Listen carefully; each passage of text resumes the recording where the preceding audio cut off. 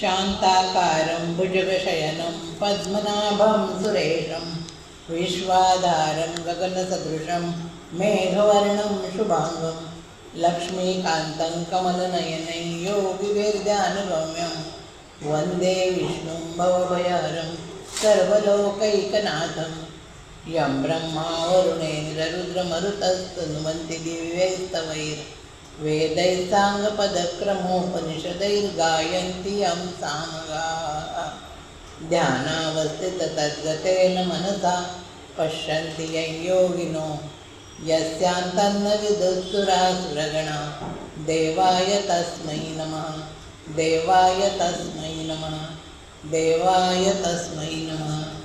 भगवान परमात्म्यांना वंदन, देवकी पुत्र श्रीकृष्णांना वंदन, गीता धर्म मंडळाला वंदन आणि उपस्थित संत सज्जन श्रोत्यांना वंदन। रामं लक्ष्मणपूर्वजं रघुवरं सीतापतिं सुन्दरं काकुत्स्थं करुणार्णवं गुणनिधिं विप्रप्रियं धार्मिकं राजेन्द्रं सत्यसङ्गं दशरथतनयं श्यामलं शान्तमूर्तिं वन्दे लोकाभिरामं रघुकुलतिलकं राघवं रावणारीं। आज आपण रामानंही वंदन केलेलं आहे, कारण आजपासून आपण वाल्मिकी रामायणातील सुभाषिते या विषयावर आपण बोलणार आहोत। याच्यापुढे हा विषय वाल्मिकी रामायणातील सुभाषिते हा विषय निवडण्याचं कारण असं की संपूर्ण वाल्मिकी रामायण म्हणजे त्यातली 7ही खंड अक्षरनक्षर ओळ ओळ इथे अभ्यासणं जरासं अवघड आहे। त्यामुळे त्यातला जो महत्त्वाचा भाग आहे सुभाषित वजा जे महत्त्वाचे संवाद आहेत त्यांचा अभ्यास, त्या श्लोकांचा अभ्यास आपण इथे क्रमशः याच्यापुढे करणार आहोत। आणि ही सुभाषितांची निवड वी वा परांजपे यांनी केलेली आहे। आता वाल्मिकी रामायणच का, तर रामायणाची रचना अनेकांनी केलेली आहे। म्हणजे त्यात व्यास रामायण आहे, वशिष्ठ रामायण आहे, शुक रामायण, विभीषण रामायण, शैव रामायण, आगम रामायण, आनंद रामायण, अध्यात्म रामायण आहे, एकनाथ महाराजांचं आहे, तुलसीदासांचं रामचरित मानस आहे, समर्थांचं रामायण आहे, श्रीधर स्वामींचं रामविजय आहे, मोरोपंतांची तर 18 रामायण आहे, कारण आपल्या गदिमांचं गीत रामायण तर आहेच आहे।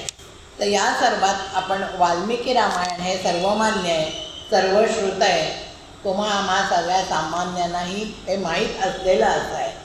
आता रामकथा कशी काय आहे तर ती 4 ओळीत सुद्धा सांगता येते। आदौ राम तपोवनादिगमनं हत्वा मृगं कांचनं वैदेही हरणं जटायुमरणं सुग्रीव संभाषणं वाली निर्दलनं समुद्रतरणं लंकापुरी दाहनं पश्चात रावण कुंभकर्णहननं एतदी रामायणं। ही जी रामकथे आहे यातल्या महत्त्वाच्या घटना या आहेत, सगळ्यांच्या त्या आपल्याला ठाऊक असतात आणि म्हणून श्रीरामांच्या बद्दलची आपली भावनाच माता रामो मत्पिता रामचंद्र स्वामी रामो मत्सखा रामचंद्रा सर्वस्व मे रामचंद्रो दयालुर नान्यन जाने नैव जाने न जाने हीच असते की राम हेच आपलं सर्वस्व असतं। तर अशा या रामायण महाकाव्यातल्या सुभाषितांचा अभ्यास आपण करणार आहोत। सुभाषित म्हणजे काय, चांगलं भाषित, चांगलं बोललेलं। सुभाषित हा लेखनाचा एक प्रकार आहे साहित्यातला, मग तो गद्य किंवा पद्य दोन्हीतही असतो। त्यातून काहीतरी एक संदेश दिलेला असतो त्या वाक्यातून, म्हणजे म्हण असते ती म्हणीसारखं असतं, तो मानवी जीवनाला आवश्यक असा संदेश असतो। त्याच्यात नीतिमत्तेची सदाचाराची शिकवण दिलेली असते, ते जीवनातलं एक तथ्य असतं, तो जीवनासाठीचा एक धडा असतो, सारभूत तत्व असतं। म्हणजे सुभाषितांच्याबद्दल असं म्हटलं जातं की पृथिव्यां त्रिणीरत्नानि जलमन्नं सुभाषितं मूढै पाषाणखंडेषु रत्नसंज्ञा विधीयते। म्हणजे या जीवनावश्यक गरजा कुठल्या आहेत खरं म्हणजे तर जल, अन्न आणि सुभाषित। खायला पाहिजे, पाणी पाहिजे, चांगलं काहीतरी ऐकायला पाहिजे, पण आपल्यासारखे मूढजन मात्र त्या एका काचेच्या तुकड्याला रत्न असं म्हणतात। मूढै पाषाणखंडेषु रत्नसंज्ञा विधीयते, पण खरं म्हणजे सुभाषित हेच एक रत्न आहे। आणि सुभाषिताबद्दल असंही म्हटलं जातं की भाषासु मुख्या मधुरा दिव्या गिर्वाण भारती तस्याही मधुरम काव्यम तस्मादपि सुभाषितम। म्हणजे सगळ्या भाषात गोड भाषा कुठची तर संस्कृत, त्याच्यात सुद्धा संस्कृतमधलं काव्य आणि त्या काव्यात सुद्धा त्यातली सुभाषितं। तर अशी ती आपण सुभाषितं बघणार आहोत। आता सुभाषित रचना ही महाकवीची एक कसोटी मानली जाते। महाकवींकडून केली जाणारी सुभाषित रचना आहे, सुभाषितं जी आहेत ती उत्स्फूर्त असतात।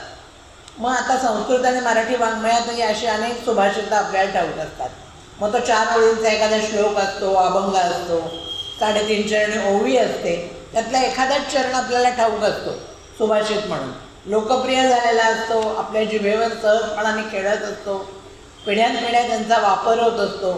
त्यात तो चरण ज्या श्लोकात आहे तो मूळ श्लोक किंवा ती अभंग कोणाचा आहे, त्याचा कर्ता कोण हेही आपल्याला ठाऊक नसतं, पण ते आपल्याला तो चरण तेवढा माहीत असतो, कारण ती सुभाषित रूपी संपत्ती सर्वांची झालेली असते, त्या भाषेचं एक अंग होऊन गेलेली असते. आणि मग रामायण, महाभारत, भागवत या सगळीकडे हे सुभाषितं आढळतात. मग कालिदास भवभूती यांची नाटकं असू देत, भर्तृहरीचं नीतिशतक असू दे, वैराग्यशतक असू दे, ज्ञानदेवांची भावार्थ दीपिका, नामदेवांचा अभंग, एकनाथांची भारुडे, तुकोबांचे अभंग, मोरोपंत वामन पंडितांच्या रचना, यातले अनेक चरण आपल्याला माहीत असतात आणि आपण ते बोलताना वापरत असतो. ती सुभाषितं असतात, ती जीवनभाष्य असतात. आणि ती जीवनभाष्याची सुभाषितं येतात कुठे, तर ती संवादात आलेली असतात. नुसतीच सुभाषितं असे काही नसतात, तर ती संवादात असतात. म्हणजे वाङ्मयाचे जे सगळे प्रकार आहेत, नाटक, कविता, कादंबरी, अगदी कवितेत सुद्धा संवाद असतो. नाटक तर पूर्णपणे संवादावरच हे असतं, पण कादंबरीत पण संवाद असतात आणि या महाकाव्यात तर संवाद असतातच असतात. आणि त्या संवादातून त्या व्यक्तिरेखा उलगडत जातात. त्या व्यक्तिरेखेच्या स्वभावाचे जे पदर आहे ते तो लेखक त्या संवादातून मांडत असतो. तसंच महर्षी वाल्मिकींनी सुद्धा त्या संवादातून त्या व्यक्तिरेखा उलगडून दाखवलेत आणि त्या संवादात ती सुभाषितं आलेली आहेत. मग ते राम कैकेयी आणि मंथरेचा संवाद असू दे, कैकेयी आणि दशरथाचा असू दे, राम आणि कैकेयीचा असू दे, कौसल्या आणि रामाचा असू दे, राम लक्ष्मणांचा आहे, राम सीतेचा आहे, हनुमान आणि रामांचा आहे, सुग्रीव आणि रामांचा आहे, मग विभीषण, मंदोदरी, रावण, सगळ्यांचेच एकमेकांचे संवाद आहेत. त्या संवादात ही सुभाषितं वजा रचना केलेली आढळते आणि त्यातून त्या व्यक्तीचे स्वभावविशेष त्यांच्या बोलण्यातून स्पष्ट होत असतात. म्हणून अशा संवादांचा आणि त्या संवादातून अभिव्यक्त झालेल्या सुभाषितांचा विचार आपण यापुढे करणार आहोत, दर व्याख्यानात जितके होतील तितके. आता आपल्याला माहिती आहे आजचा विषय वाल्मिकी रामायणातील सुभाषिते. हे वाल्मिकी कोण हे आपल्याला माहिती आहे की ते वाल्मिकी रामायणाचा कर्ता. प्रचेतस ऋषींच्या काळात जन्माला आलेले हे वाल्मिकी. त्यांनी बालपणीच वेदविद्यांचा सांगोपांग अभ्यास केलेला होता. जीवनातील काही काळ वाईट संगतीने ते दरोडेखोर होऊन वाल्या कोळी नावाने ओळखले जात होते अशी आख्यायिका सांगितली जाते. पण ते प्रचेतस कुळातले ऋषीच होते आणि तप आणि अध्ययन यामध्ये निमग्न असलेल्या या मुनिश्रेष्ठांना एकदा नारद भेटले आणि तेव्हा वाल्मिकींनी त्यांना प्रश्न केला की सांप्रत पृथ्वीवरील लोकात सगळ्यात गुणवान, पराक्रमी, धर्मज्ञ, कृतज्ञ, सत्यवचनी असा कोण आहे? तेव्हा नारदांनी त्यांना रामकथा सांगितली. आणि नंतर वाल्मिकी तमसा नदीच्या तीरी स्नानासाठी जात होते तेव्हा एका व्याधाच्या हातून घडलेले एक पाप त्यांनी बघितलं. त्या व्याधाने सोडलेला बाण झाडावर क्रीडा करीत असलेल्या क्रौंच पक्षाच्या जोडीतल्या नराला लागला आणि तो खाली जमिनीवर पडून तडफडू लागला. तेव्हा त्याची जी मादी होती ती अत्यंत आक्रोश करू लागली. तो सगळा अधर्म पाहून, तो अधर्माचा प्रसंग पाहून महर्षी वाल्मिकींचं मन करुणाने ओतप्रोत भरून आलं. त्यांचं मन विव्हळ झालं, जणू तो बाण त्यांच्याच उरात शिरला होता आणि त्यांच्या तोंडातून ऋषीवाणी उमटली, मा निषाद प्रतिष्ठां त्वम अगमत शाश्वती समा यत् क्रौंच मिथुनात एकम अवधीही काममोहितम. अशी शापवाणी त्यांच्या तोंडून बाहेर पडली. आणि मग वाल्मिकी अनुतप्त झाले, आपल्या तोंडून हे काय बाहेर पडलं आहे. तेव्हा पितामह ब्रह्मदेव तिथे प्रगट झाले आणि म्हणाले, वाल्मिकी चिंता का करतो? तुझा हा जो श्लोक प्रगटी करणारी ही रचना आहे ती छंदोबद्ध आहे. हा सरस्वतीचा वरप्रसाद आहे, तो तू प्रमुदित मनाने ग्रहण कर आणि नारदाने तुला जे आत्ता सांगितलं होतं रामचरित्र ते तू श्लोकबद्ध कर. एवढं सांगून ब्रह्मदेवाने पुढे असेही सांगितलं की तू जी रामकथा लिहिशील ती यावत हास्यसी गिरया सरितश्च महितले तावत रामकथा लोकेशु प्रचरिष्यती. तू जी रामकथा लिहिणार आहेस ना ती या पृथ्वीवर जोपर्यंत डोंगर आहे जोपर्यंत नद्या वाहतात तोपर्यंत तुझी ही रामकथा इथे प्रचलित राहील अशी आहे. आणि मग नारदांच्याकडनं त्यांनी जी रामकथा ऐकलेली होती त्यातले जे आणखीन बारकावे होते ते वाल्मिकींनी योग सामर्थ्याने जाणून घेतले आणि मग सांगोपांग अशी ती रामकथा त्यांनी 7 कांडात म्हणजे सांगितली. बालकांड, अयोध्याकांड, अरण्यकांड, किष्किंधाकांड, सुंदरकांड, युद्धकांड आणि उत्तरकांड अशा 7 कांडात त्यांनी आपल्याला रामकथा सांगितली. असे ते रामकथा लोकात अजून कायम सुरू राहणार आहे त्या ब्रह्मदेवांनी सांगितल्याप्रमाणे. म्हणून आपण त्या वाल्मिकींनाही वंदन करूया. पूजंतम राम रामेति मधुरम मधुराक्षरम आरुह्य कविता शाखाम वंदे वाल्मिकी कोकिलम. त्या वाल्मिकी रूपी कोकिळाला आपण वंदन करूया. आणि त्यांचं पहिलं सुभाषित जे बालकांडात त्यांच्या तोंडून बाहेर पडलं ते म्हणजे मा निषाद प्रतिष्ठाम त्वम अगमत शाश्वती समाहा यत क्रौंच मिश्रात एकम अवधी काममोहितम. म्हणजे क्रौंच पक्षाचं ते जोडपं एकमेकांशी गोड बोलत होतं, क्रीडा करीत होतं, तेव्हा त्यांचा निष्कारण वैरी असा तो पारधी, असा तो निषाद, त्यातील त्या नराला बाण मारला आणि तो पक्षी रक्तबंबाळ होऊन खाली पडला.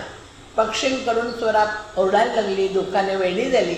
ऋषींना तिची दया आली आणि त्यांच्या तोंडून ते सहज उद्गार निघाले, हे निषादा, ज्या अर्थी तू त्या क्रौंच पक्षातल्या जोडप्यापैकी काममोहित झालेल्या एकाचा तू वध केलेला आहे त्या अर्थी तू फार दिवस जगणार नाही, तुला प्रतिष्ठा लाभणार नाही. कारण त्या पक्षाचा काहीही अपराध नसताना तू त्याची हत्या केली आहे, हा तू अधर्म केला आहे. आणि हे बोलून शोकाकू अवस्थेत आपण काय बोललो याचं त्यांना भान आलं. आणि मग त्यांना कळलं की आपल्या त्या वाक्यात ते 4 चरण आहेत. त्या 4 चरणात 8 अक्षर आहेत आणि ही श्लोकरचना आहे, ही गेय आहे. कारण ती ब्रह्मदेवांचीच प्रेरणा होती, ब्रह्मदेव म्हणाले होते. त्याप्रमाणे त्यांनी श्रीरामांच्या चरित्राचं आता वर्णन करणार होते. मग वाल्मिकी रामायणातला हा जो पहिला श्लोक आहे बालकांडातला आपण पाहिलेला तो उत्स्फूर्त आहे, ते सुभाषित आहे त्या संवादात आलेलं. आणि यातून वाल्मिकींनी स्वतःचीच कवी म्हणून विशेषता सांगितलेली दिसते. त्यांच्या काव्यशैलीची वैशिष्ट्यच त्यांनी स्वमुखाने इथे सांगितले आहेत की हा छंद अनुष्टुभ आहे. म्हणजे याच्यात 4 चरण आहेत 8-8 अक्षराचं. आणि अनुष्टुभ हा छंद असा आहे की त्याच्यामुळे चित्तवृत्ती स्थिर होतात, शांत होतात. आणि मग आपल्या 8 अक्षरांचे 4 चरण अशी त्यांची रचना असते. आणि आपली रामायण, महाभारत, अगदी आपली आपण म्हणतो ते रामरक्षा स्तोत्र, हे सुद्धा सगळं अनुष्टुभ छंदातच आहे. म्हणजे रवींद्रनाथ टागोरांनी असं म्हटलेलं आहे की रामायण महाभारत अनुष्टुभात आहे. म्हणजे साऱ्या भारतीयांची मनच जणू काय अनुष्टुभातच स्पंदन करत असतात, इतका तो अनुष्टुभ छंद आपल्या भारतीयांच्या हाडी मासी रक्ती खेळलेला आहे. दुसरं वैशिष्ट्य या सुभाषितातून असं दिसतं की याची भाषा, रामायणाची भाषा अगदी त्या निषादालाही समजेल अशी सोपी आहे, एकदम सोपी आहे. ती संस्कृत असली तरी आपण सरळ वाचत गेलो तर ती आपल्याला कळते. ती सोपी भाषाच वाल्मिकींच्या तोंडी इथे आलेली आहे. कारण तिचं स्वरूप पाणिनीय नियमांप्रमाणे नाही आहे. पाणिनीय व्याकरणाचे नियम पाळून ती रचना झालेली नाही आहे. तर तत्कालीन आर्यांच्या नित्य बोलण्याची भाषा होती, त्या भाषेत ती रचना आहे. म्हणून त्याच्यात अवधीही, अगमहा अशी आर्ष रूपं आलेली आहेत. आणि तिसरं वैशिष्ट्य की याच्यात करुण रस हाच यातला प्रधान रस आहे या रामकथेतला. आता आपण पुढचं सुभाषित बघणार आहोत ते ताटिका वधाच्या संदर्भातलं आहे. आपल्याला माहिती आहे रामरक्षणांना नेला विश्वामित्र आले होते. दशरथांनी अत्यंत जड अंतःकरणाने का होईना पण रामलक्ष्मणांना त्यांच्याबरोबर पाठवलं होतं यज्ञ रक्षणासाठी. आणि वाटेत त्यांना अडविवली ती ताटिका. ती ताटिका राक्षसीन कोण होती तर सुकेतू या महापराक्रमी यक्षाची ती कन्या होती, जंबपुत्र सुंदाची ती पत्नी होती आणि ती मरीचीची आई होती. अगस्त्यांशी वैर झाल्यामुळे त्यांच्याकडून तिला राक्षसी होण्याचा शाप मिळाला होता. आणि तेव्हा विश्वामित्री जेव्हा आडवी आली तेव्हा विश्वामित्रांनी रामाला सांगितलं की त्या ताटिकेचा वध कर. तेव्हा रामानं आता स्त्रीचा वध कसा करायचा असा प्रश्न पडला. तेव्हा ते म्हणाले की काय ते सुभाषित आहे, नाही ते स्त्रीवध कृतम घृणा कार्या नरोत्तम चातुर्वर्ण हितार्थम ही कर्तव्यम राजसूनन. म्हणजे हा जो स्त्रीचा वध करायला मी तुला सांगतोय तो स्त्रीवध करावा लागतोय, म्हणून तू मधामध्ये दया आणू नकोस. तू मधामध्ये दया आणू नकोस, कारण राजपुत्र आणि राजा म्हणजेच क्षत्रिय वर्णाच्या लोकांना चारी वर्णांच्या हितासाठी कल्याणासाठी स्त्री हत्यासुद्धा करावी लागते आणि त्याच्यापासून त्यांनी परावृत्त होता कामा नाही आहे. कारण ती चातुर्वर्ण्य हितार्थ मी कर्तव्यम राजसूनन असं त्यांनी सुभाषित सांगितलं.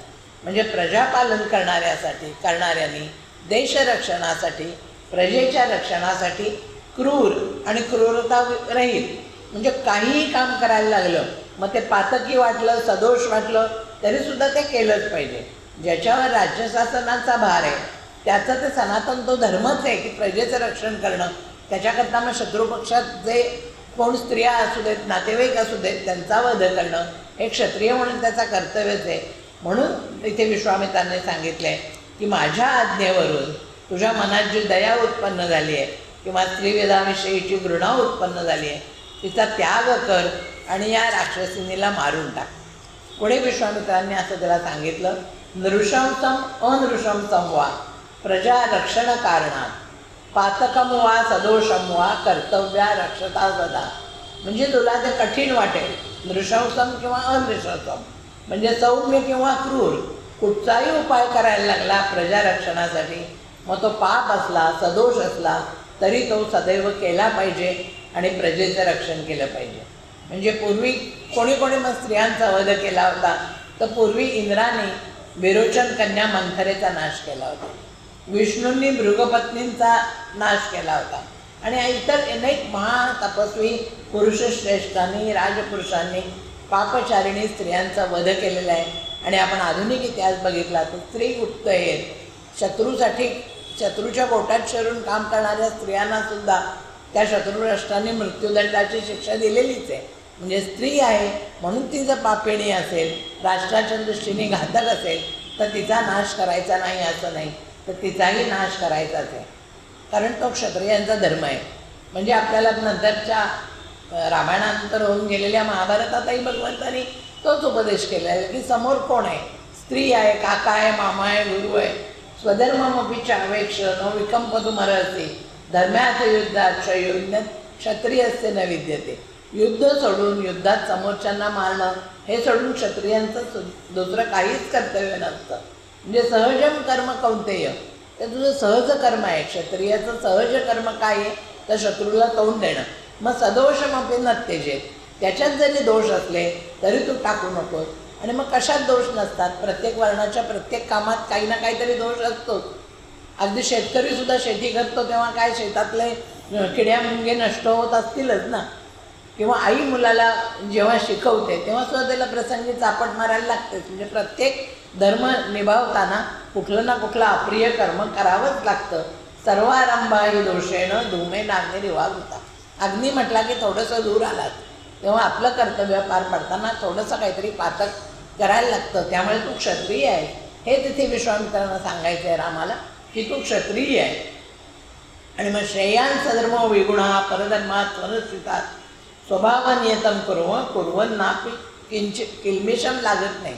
आपलं जे कर्तव्य असेल ते पार पाडताना कुठलंही पाप लागत नाही.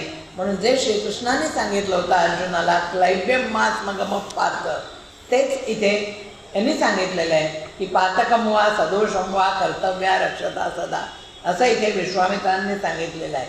याच्यात कुठलंही पाप नाही, उलट हे शत्रूला तोंड न देणं हेच अनार्यजुष्टम आहे, अस्वर्गीयम आहे, अकीर्तिकर आहे, असं जे भगवंतांनी सांगितलेलं आहे. तेच इथे विश्वामित्रांनी रामाला सुरुवातीलाच सांगितलेले आहे की तू या ताटकेचा वध कर. आणि मग हा ताटकेचा वध का करायचा आहे ते पुढे सांगतात त्या संवादातल्या पुढच्या संवादातून. गो ब्राह्मण हितार्थाय देशस्य च हिताय च तव चैवा प्रमेयस्य वचनम कर्तुमुद्यता. आणि मग तो जेव्हा सांगितलं त्यांच्यात युद्ध झालं, रामाने आज्ञा शिरसावंद्य मानली पण त्यांना वाटलं की हिच्यावर दया दाखवावी म्हणून रामाने आधी मारलं नाही ताटिकेला, फक्त तिचे हातपाय कापले. पण हातपाय कापल्यानंतर सुद्धा ती मायावी राक्षसी नव्हती, तिने दुसरं रूप धारण करून तिने या दोघांच्यावर राम लक्ष्मणांच्यावर दगडांचा वर्षाव करायला सुरुवात केली, तेव्हा रामाला अखेर एक बाण तिच्या छातीत सोडून तिला मारावंच लागलं आणि म्हणून तिची छाती चिरून टाकली. म्हणजे त्या कामाच्या द्वारेच आता देवांचं महान कार्य यज्ञाचं पूर्ण होणार होते. म्हणून ताटिकाबधाने ते मुनिवर संतुष्ट झालेले आहेत आणि देव आणि सिद्धगण श्रीरामांची प्रशंसा करू लागले. ते राम म्हणालेले आहेत, गोब्राह्मणांच्या हिताकरता आणि देशाच्या कल्याणाकरता आपण जे मला आज्ञा केली आहे ते करण्यास मी समर्थ आहे. म्हणजे जसं अर्जुनाने शेवटी सांगितलं होतं, करिष्ये वचनम तव नष्टो मोहा स्मृतिर्लब्ध्वा तत्प्रसादात् मयाच्युत स्थितोऽस्मि गतसंदेहा करिष्ये वचनम तव. तसंच इथे सांगितलेलं आहे रामाने विश्वामित्रांना की तुम्ही सांगितलं आहे ते मला पटलं आहे आणि तुमच्या आज्ञेप्रमाणे मी या ताटिकेचा वध करणार आहे. आणि त्यांनी त्या ताटिकेचा वध केलेला आहे. तो वध झाल्यानंतर एक असा कामधेनूचा प्रसंग वाल्मिकीने तिथे सांगितलेला आहे आणि त्या प्रसंगातलं सुभाषित आहे, न बलम क्षत्रियस्याहु ब्रह्मणा ब्रह्मवत्तरः ब्रह्मन् ब्रह्मबलम दिव्यन शास्त्राच्च बलवंतरम. म्हणजे विश्वामित्रांनी, आपल्याला माहिती आहे की जो महापराक्रमी राजा होते, विश्वामित्र हे आधी राजा होते. आणखी ते आपलं सैन्य घेऊन राज्यात हिंडत असताना वसिष्ठ मुनींच्या आश्रमात आले. तेव्हा वसिष्ठ मुनींनी त्यांचा फळं फुलं देऊन सत्कार केला आणि मग कामधेनूकडे वसिष्ठांनी मागणी केली की तू यांच्या सगळ्या भोजनाची, म्हणजे विश्वामित्र राजा सैन्याला घेऊन आलेला आहे, त्यांच्या भोजनाचा सगळी तू व्यवस्था कर. आणि मग ती सगळी केली. तेव्हा त्या विश्वामित्रांनी ती गायच मागितली, वसिष्ठांच्याकडे ती गाय मागितली. त्यांनी ती दिली नाही. तेव्हा विश्वामित्र बलपूर्वक ती घेऊन जायला लागले आणि मग ती गाय अस्वस्थ झाली आणि तिला वाटलं की वसिष्ठांनी आपला त्याग केला आहे का काय. तेव्हा वसिष्ठांनी तिला सांगितलं की माझ्यापेक्षा हे विश्वामित्र त्यांची सेना बलाढ्य आहे, मी इथे काही करू शकत नाही. तेव्हा कामधेनूंनी त्यांना सांगितलं की ब्रह्मबल अधिक महत्त्वाचं असतं. ब्रह्मबलन दिव्यन शास्त्राच्च बलवत्तरम. शास्त्र म्हणजे क्षत्रियांच्या बळापेक्षा शेवटी ब्रह्मबळ हे महत्त्वाचं असतं. आणि म्हणून त्या राजाच्या नष्ट करण्यासाठी त्याने आपल्या अंगातून सैनिक निर्माण केले आणि मग दोन्ही सैन्यात युद्ध झालं. आणि मग ते दोन्ही सैन्यात युद्ध झाल्यानंतर त्या परत तो दुसरं सैन्य घेऊन आल्यानंतर त्या गायीने आपल्या हुंकारातून, आपल्या शरीराच्या सगळ्या अवयवातून शेकडो जातीचे वीर निर्माण केले. विश्वामित्रांनी त्यांच्यावर अनेक अस्त्र सोडली, ते वीर घायाळ झाले. ती गाय परत परत सैन्य निर्माण करत होती आणि वसिष्ठांनीही आपल्या योगबलाने तेव्हा विश्वामित्राच्या 100 पुत्रांना ठार केलेले आहे. आणि मग विश्वामित्रांचं सारं बळ, ते सगळा प्रसंग पाहून त्यांचं बळ आणि उत्साह सगळं संपलं आणि ते तपस्या करायला म्हणून विश्वामित्र वनात निघून गेले.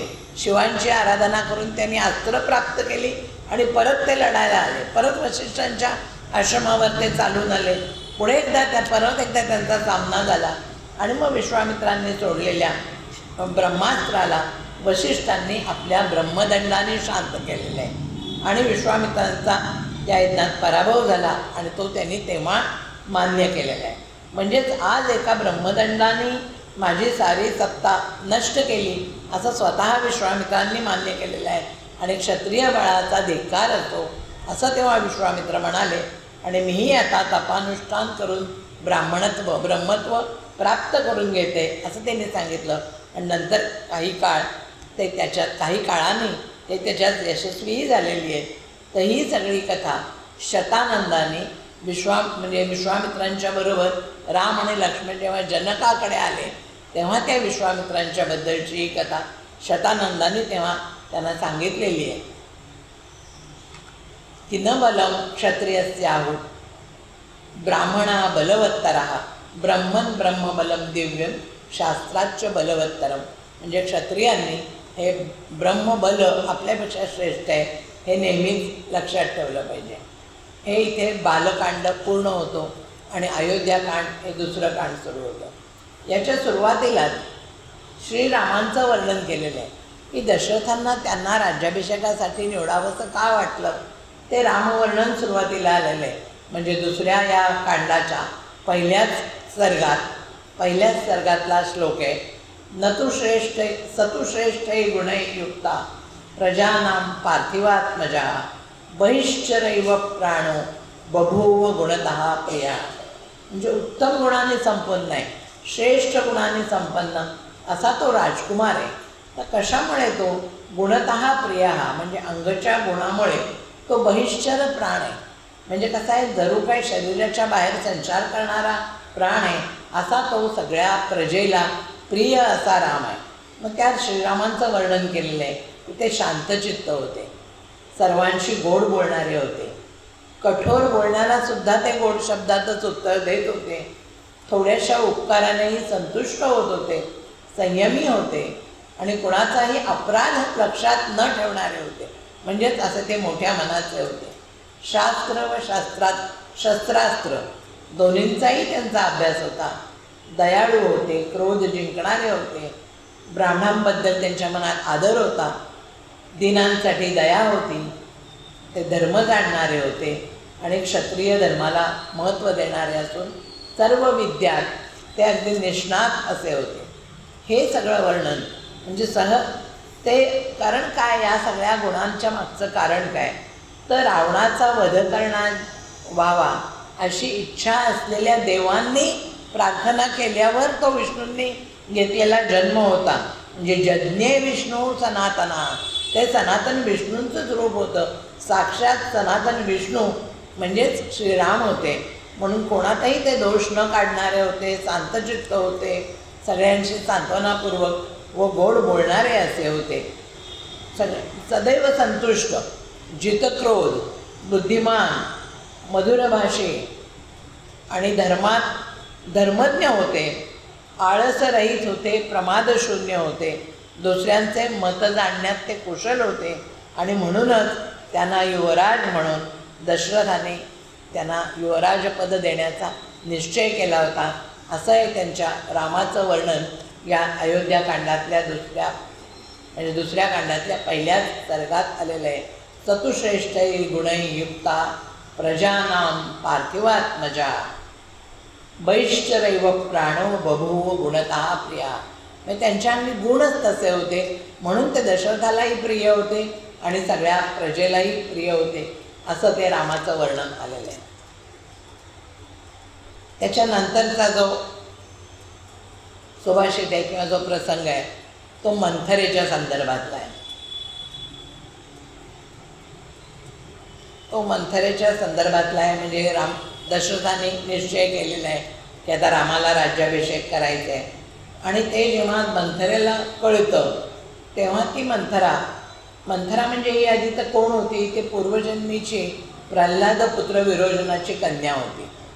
म्हणजे त्या इंद्रव्रजाच्या आघाताने तिचा नाश झालेला होता आणि तिला देवांनीच रामकथेत महत्त्वाचं कार्य करण्याकरता रावणवधाचं काम पुढे व्हावं म्हणून देवानेच तिला पाठवलेली होती आणि ती कैकेयी मातेच्या बरोबर तिच्या माहेरून आलेली होती. आणि असं म्हणतात की तिने कैकेयीच्या आईला सुद्धा असेच वाईट सल्ले दिले होते. त्यामुळे कैकेयीच्या वडिलांनी कैकेयीच्या आईचा त्याग केलेला होता, तिला माहेरी पाठवून दिलेलं होतं आणि तिथेही या कैकेयीला सांभाळ करण्याचं काम या मंथरेनेच केलेलं होतं. आणि ती तिच्याबरोबर बालपणापासून असलेली असून तिची दासी आता ती अयोध्येत आलेली होती आणि ती बोलण्यात, आपलं बोलणं दुसऱ्यांना पटवण्यात इतके काही निष्णात होती की तिच्या जिभेवर जणू काही सरस्वतीच वास करत होती अशी आहे. आणि मग तिला जेव्हा रामाच्या दासीकडून कळलं की श्रीरामांना उद्या यवराज्याभिषेक होणार आहे तेव्हा ती वार्ता ऐकून ती मंथरा क्रोधाविष्ट झाली. त्या बातमीत तिला कैकेयीचं अहित दिसलं आणि तिने कैकेयीला भडकवायला सुरुवात केली. तिच्या मनात श्रीरामांविषयी भेदभाव आणि विषाद उत्पन्न करण्याचं काम त्या मंथरेने सुरू केलं. तू दशरथाकडून फसवली जाते. तिने असा मुद्दा मांडला की दशरथांनी भरताला मुद्दामच मामाकडे पाठवलं आहे. पण कैकेयी मात्र त्या वार्तेने हर्षित झाली होती तेव्हा आणि तिने मंथरेला त्या आनंदाच्या भरात आभूषणही प्रदान केली होती. मंथरेने ती फेकून दिली आणि राज्यावर भरताचाही तितकाच अधिकार आहे हे ती कैकेयीला पटवायला लागली. रामाला राज्य मिळाल्यावर तो भरताला नक्कीच राज्याबाहेर काढेल अशी भीती तिने कैकेयीला दाखवली आणि ती तिला काय म्हणाली बाल एव तु मातुल्यम भरतो नाशितस्त्वया सन्निकर्षाच्च सौहार्द जायते स्थावरेष्वपि. म्हणजे त्याचा अर्थ काय की भरत लहान असताना तुम्ही त्याला मामाच्या घरी पाठवलं. बाल एव तु मातुल्यम भरतो नाशितस्त्वया, म्हणजे त्याचं इथलं बालपण तुम्ही नाहीच केलं आणि त्याला मामाकडे पाठवलं. आणि पुढे ती म्हणते सन्निकर्षात हे सौहार्द जायते, म्हणजे जवळजवळ राहण्यानेच प्रेम उत्पन्न होत असतं. पण ते तुम्ही भरताच्या बाबतीत केलं नाही. तो दशरथाच्या जवळ तुम्ही तो राहिलाच नाही, त्यामुळे दशरथाला त्याच्याबद्दल प्रेम वाटत नाही. आणि हे सांगण्याकरता तिने निसर्गातलं उदाहरण दिलेलं आहे. जायते स्थावरेष्वपि, म्हणजे वृक्ष आणि वेली जवळजवळ असतात म्हणून त्या एकमेकांच्या आलिंगनात बद्ध होतात. ती वेल तर अशी वृक्षावर चढते आणि त्या वृक्षाला वेढून टाकते, कारण ते जवळजवळ राहतात. तसाच भरत जर जवळ राहिला असता तर दशरथालाही त्याच्याबद्दल प्रेम वाटलं असतं आणि त्यांनी त्याला अर्धराज्य दिलंही असतं. म्हणजे परस्पर सहवास हेच प्रेमाचं कारण असतं, हेच मुख्य कारण असतं. हा जगातला आपल्या सगळ्यांच्या जीवनात येणारा अनुभव इथे वाल्मिकीने त्या मंथरेच्या तोंडून सांगितलेला आहे की माणसांच्यात काय, पशुपक्ष्यांच्यात काय, इतकंच काय झाडांच्यात आणि वेलींच्यात सुद्धा ते जवळजवळ राहतात, त्यांच्यात प्रेम निर्माण होतं. झाडं आणि वेली जवळजवळ असतात म्हणून एकमेकांना धरून असतात. आपण सुद्धा आपले कित्येक वर्षानुवर्षात न भेटणाऱ्या नातेवाईकांच्या पेक्षा आपल्याला आपल्या शेजारीच जवळ वाटतात, कारण ते नित्य आपल्या सहवासात असतात. म्हणजे सहवासानेच प्रेम वाढतं हे सांगण्याकरता मंथरेने हा श्लोक सांगितलेला आहे, म्हटलेलं आहे.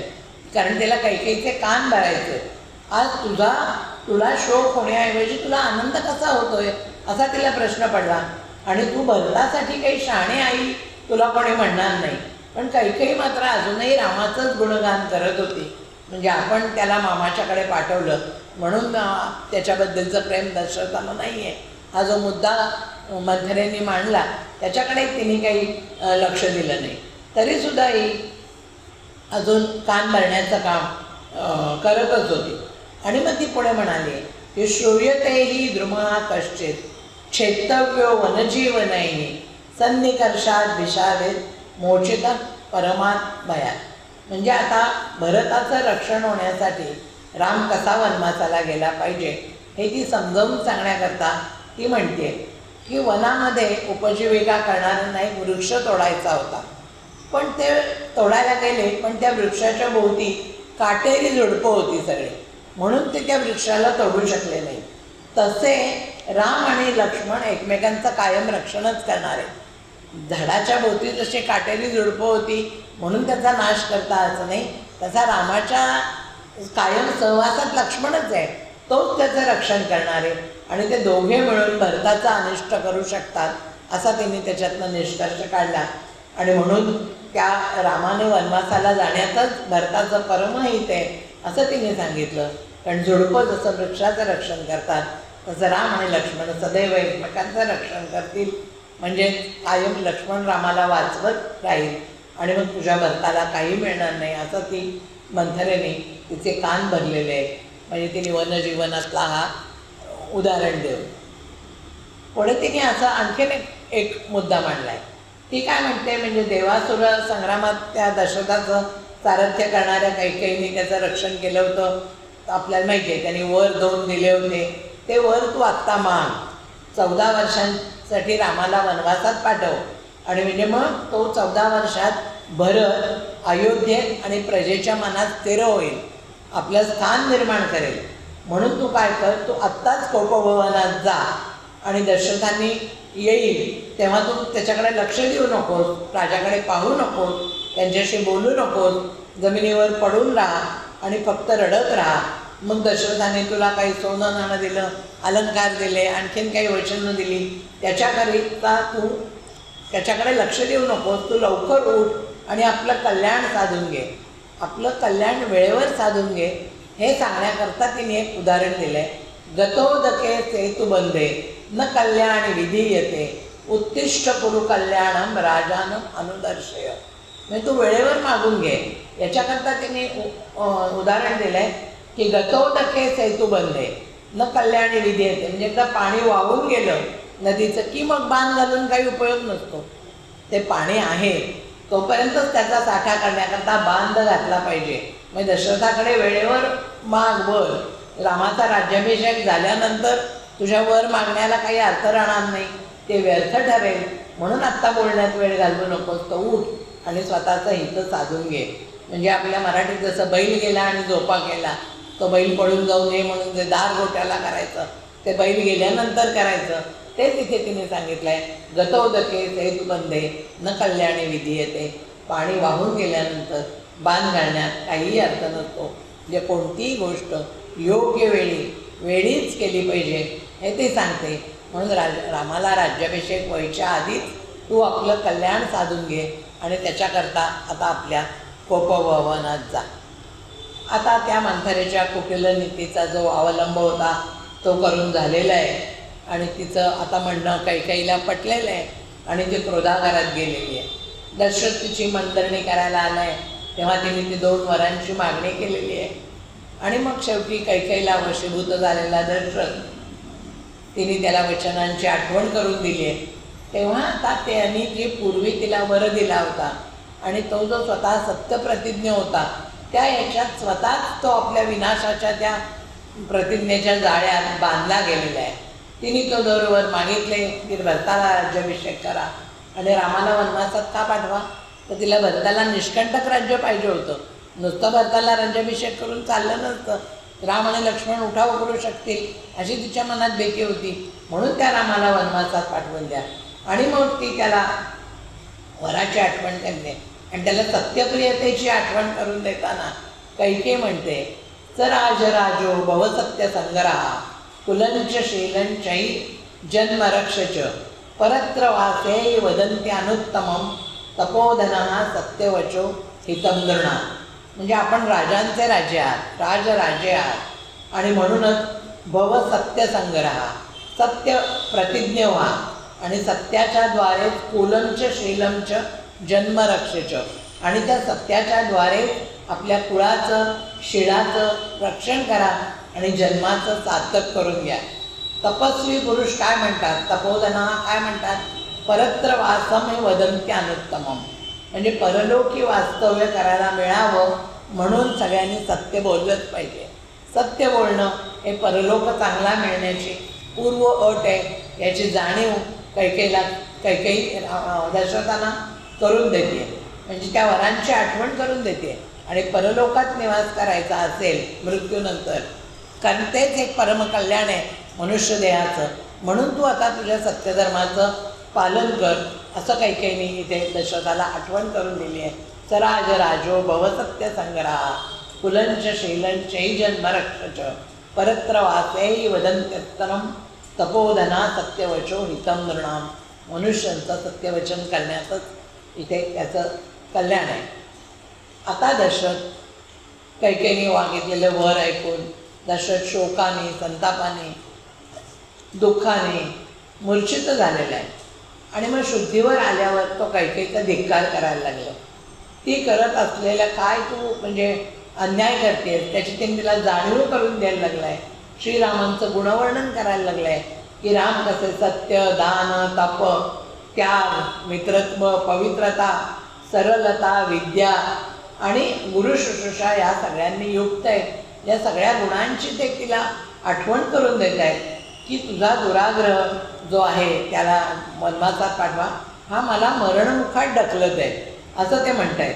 म्हणजे आणि म्हणून त्यांनी शेवटी अगदी काय म्हटलं आहे, तो पीडित झाला आहे, व्याकुळ झाला आहे. दशरथ त्यांनी कैकेयीचा धिक्कार केला आहे आणि रामावर अन्याय करू नको अशी विनवणी केली आहे. रामाचं वाईट चिंतू नको, त्याला अभय दे असं म्हणून शेवटी ते तिच्या पाया पडत आहेत. एक राजा महाराजा काय म्हणतात, अंजलीम कुर्मी कैकेयी पादौ चापि स्पृशामि ते शरणं भव रामस्य मा धर्मो माह्यस्प्रये. म्हणजे मी तुझ्या पाया पडतो, अंजलीम कुर्मी, तुला मी दोन्ही हात जोडून नमस्कार करतो. पादौ चापि स्पृशामि ते, तुझ्या पाया पडतो, पण तू रामावर अन्याय करू नकोस, तर त्याचं रक्षण कर. म्हणजे या 2 ओळीतनं वाल्मिकींनी हे सांगितलं की वेळ आली की कोणाच्याही हातापाया पडायला लागतं. एवढा पराक्रमी दशरथ त्याला म्हणायला लागतं आहे कैकेयीला अंजलीम कुर्मी कैकेयी पादौ चापि स्पृशामि ते शरणं भव रामस्य मा धर्मो मामिह स्पृहे। इथे तू कसलंही मला पाप करायला लावू नकोस रामाला वनवासात पाठवण्याचं। कैकेयीची अनेक प्रकारची मंडळी केली पण ती जराही विरघळली नाही। उलट ती दशरथाला परत परत त्याच्या धर्माची त्याच्या प्रतिज्ञेची आठवण करून द्यायला लागली, त्याच्या प्रतिज्ञेला बोल लावायला लागली की मी युद्धात मला कशी मदत केली होती याची ती परत परत आठवण करायला लागली। आणि मग तेव्हा खूप विनवणी केल्यानंतर सुद्धा तिला पाझर फुटला नाही। तेव्हा दशरथ म्हणाला की श्रीराम वनवासाला गेल्यावर मी जिवंत राहूच शकणार नाही, सर्वजण माझी निंदा करतील, मला मूर्ख म्हणतील, कामी म्हणतील, तू मी कौशल्या आपली तिन्ही मुलं सगळ्यांना नरकात तू ढकलतेस तुझ्या या वागण्याने मात्र। आणि एवढं करून तू काय करणार आहे? मी कौशल्या सुमित्रा सगळी मुलं दुःखी होणार, मग तू तुझ्या मुलाबरोबर सुखाने राज्य करत राहा। पण ते आता म्हणजे संतापलेले तिथे म्हणतात माझ्या मृत्यूनंतर माझे देह संस्कारही भरताला करून देऊ नकोस। म्हणजे प्रियम चेत भरतस्तस्य राम प्रवराजनम भवेत मास्ममे भरतः कारवी प्रेतकृत्यम गतायुषा। म्हणजे रामाला त्या तुझ्या भरताला पण जर रामाचा वनवास प्रिय असेल तर मी मृत झाल्यानंतर माझे उत्तर कार्य त्याने करू नये असं निर्वाणाचं ते बोललेलं आहे। आणि आपल्याला माहिती आहे सामान्य माणसंसुद्धा भांडणात एकेरीवर आली की अगदी एकमेकांना ते म्हणतातच की मी अगदी मेलो तरी तुम्हाला बघायला येऊ नको। म्हणजे तरीच इथे दशरथ राजासुद्धा सामान्यांच्या पातळीवर उतरून म्हणतायत की मास ममय भरतः कारवीत प्रेतकृत्यम, म्हणजे माझी उत्तरक्रियेचं कार्यसुद्धा भरताने करू नये जर त्यालासुद्धा तुझ्यासारखं वाटत असेल की रामाने वनवासात जावं। म्हणजे अर्थात याच्यात भरताचा काही दोष नव्हता, दशरथांना सुद्धा ते माहीत होतं, पण कैकेयीचा हृदय पालटवावा म्हणून त्यांनी ते निर्वाणीचे शब्द उच्चारले होते की तुझ्या त्या मुलाला माझ्या अंत्यसंस्कारांना सुद्धा त्याचा अधिकार त्याला ठेवून देऊ नकोस असं तिचं हृदय पालटवावं म्हणून ते बोलत असे। म्हणून ते पुढे असंही म्हणाले की मग मी गेल्यानंतर तू विधवा होऊन तुझ्या मुलाबरोबर सुखाने राज्य कर। अशी त्यांनी अनेक प्रकारे तिची मंदरणी केली आहे, तिचं मन वळवण्याचा प्रयत्न केला आहे की मास ममे भरतः कारवीत प्रेतकृत्यम गतायुषा असं त्यांनी निर्वाणीचं तिला वाक्य सांगितलेलं आहे। तरी ती काही बदलत नव्हती। तू विनाश करणारी आहेस, माझा अहितकारी आहेस, शत्रुरूप आहेस, ते तिला म्हणतात तू महाविषारी नागिन आहेस। आजपर्यंत मी तुझं कौतुक केलं पण तू मात्र तुझं क्रूरतापूर्तक वर्तन जे आहे क्रूरतेचं ते सोडत नाही आहेस, तू वस्तऱ्याप्रमाणे घातक आहेस अशी त्यांनी तिला उपमा दिलेली आहे। तू सद्भावना तुझ्या अंगी अजिबात नाही आहे, कारण दशरथांना आता राम वनात जाणार, म्हणजे आजवर जो हत्ती घोडे रथ पालखी याच्यातून वावरला तो पायी चालणार, आजपर्यंत जो बर्जरी वस्त्र नेसला तो आता वल्गलं पांघरणार, आजपर्यंत जो मिष्टान्न घेत होता तो कंदमुळं खाणार। या सगळ्या विचारांनी दशरथ अस्वस्थ झालेला आहे आणि म्हणून ते कैकेयीचं निंदा करताना पुढे म्हणतायत दिगस्तु योषितो नाम शठा स्वार्थपरायणा न ब्रवीमी स्त्रिया सर्वा भरतस्यैव मातरम। म्हणजे काय, या जगात स्वार्थपरायण स्त्रिया आहेत। म्हणजे दशरथाने आधी एक सर्वसामान्य विधान केलं की जगातल्या स्त्रिया स्वार्थपरायण आहेत, लबाड आहेत, त्यांचा मी धिक्कार करतो। दिगस्तु योषितो नाम शठा स्वार्थपरायणा न ब्रवीषी स्त्रिया सर्वा भरतस्यैव मातरम। आणि मग त्यांनी सर्वसाधारण विधान करून टाकलं की जगातल्या स्त्रिया सगळ्या स्वार्थपरायण आहेत। मग त्याला जाणीव झाली की नाही असं नाही आहे, ही फक्त कैकेयीच तशी आहे। न ब्रवीमी स्त्रिया सर्वा, म्हणजे सगळ्या स्त्रिया असं मला म्हणायचं नाही आहे, भरतस्यैव मातरम, ही भरताची जी आई आहे ती तेवढी अशी स्वार्थपरायण आहे म्हणून तिचा धिक्कार असतो, ती विनाश करणारी आहे। सगळ्या स्त्रिया तशा नाहीत पण तू मात्र नक्कीच स्वार्थपरायण आहे असं दशरथांनी म्हटलेलं आहे। तरीसुद्धा कैकेयी आपला हट्ट सोडत नाही आणि ती त्याला परत परत धर्माची आठवण करून देते। ती त्याला म्हणते आहू सत्यम ही परमधर्म, सत्यम ही परमधर्म हे सुभाषित तिच्या तोंडी घातलेलं आहे वाल्मिकीने। सत्यम हि प्रिय धर्म धर्मविदो जना सत्यमाश्रित्य च मया त्वं धर्मा प्रतिचोदिता. म्हणजे सत्य हाच परमधर्म आहे असं धर्मवेत्या लोकांनी सांगितलेलं आहे. आणि त्या सत्याला मी काही तुमच्याकडे मागणी करत नाही आहे, मी तुम्हाला सत्यधर्माकरता प्रेरित करते आहे.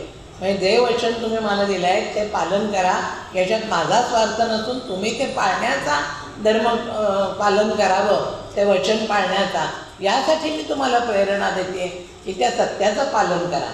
ती स्वार्थासाठी दशरथाला त्या सत्याशी दृढ राहा अशी प्रेरणा देते.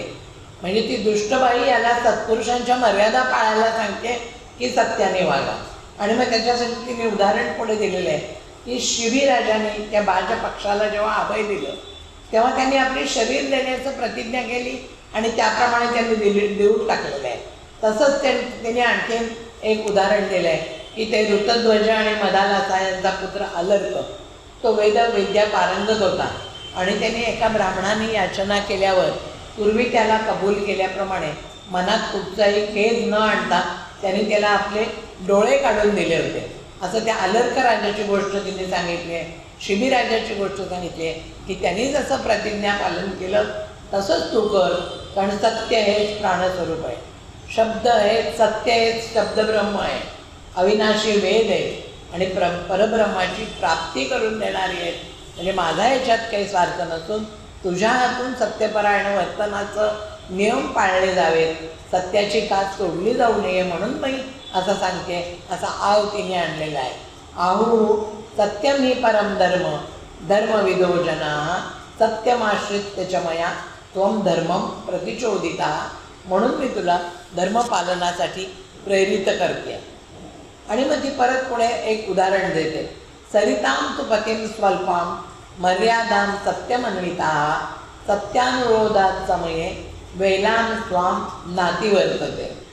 म्हणजे काही दशरथाला म्हणते की समुद्र कसा आहे तो सत्यव्रत आहे, मग त्या सत्यव्रताचा तो त्याग करत नाही. म्हणजे काय, तो भरतीच्या वेळेला सुद्धा स्वतःच्या मर्यादेचं उल्लंघन करत नाही.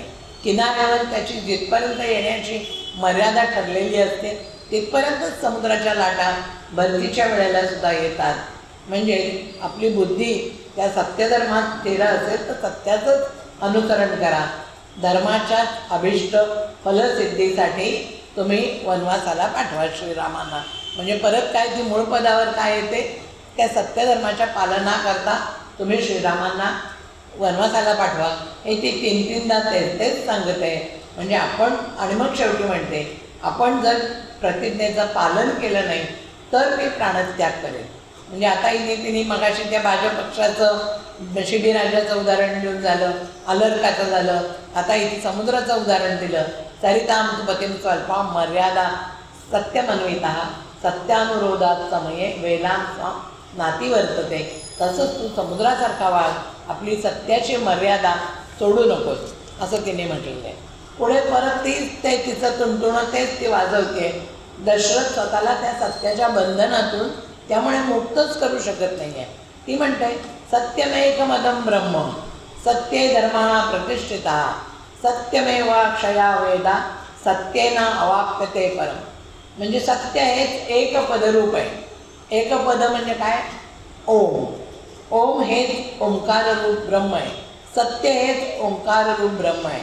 म्हणजे ओम तत्सदिती निर्देशो ब्रह्मण त्रिविधा स्मृता असं जे गीतेने म्हटलं आहे तो ओम हे अक्षरच ब्रह्मरूप आहे. आणि सत्य म्हणजेच ओम. सत्याच्या ठिकाणीच धर्म राहतो.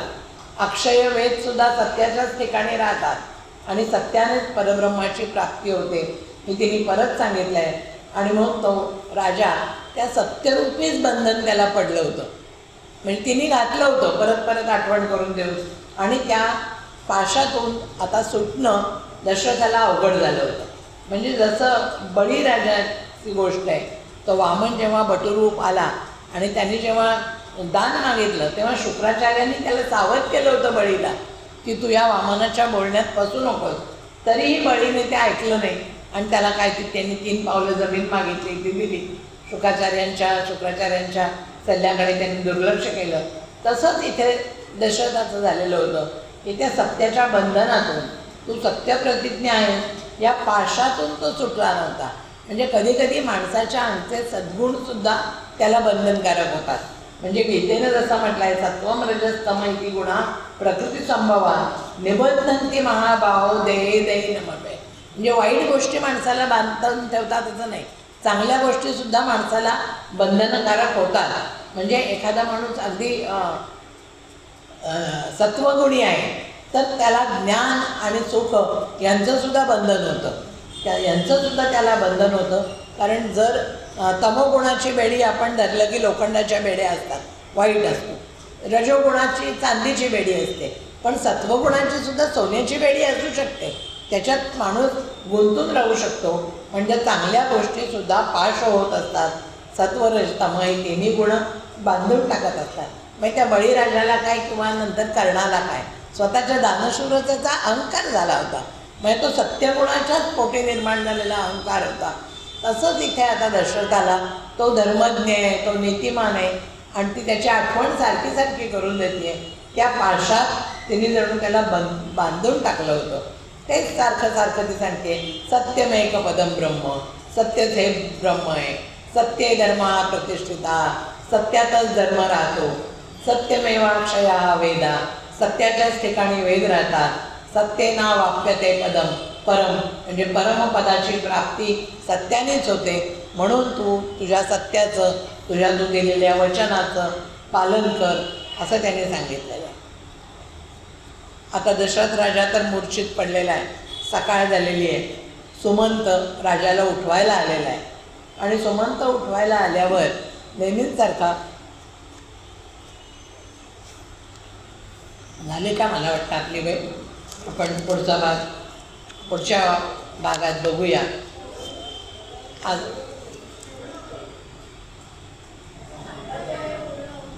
आत्ताच हे पूर्ण होऊ दे.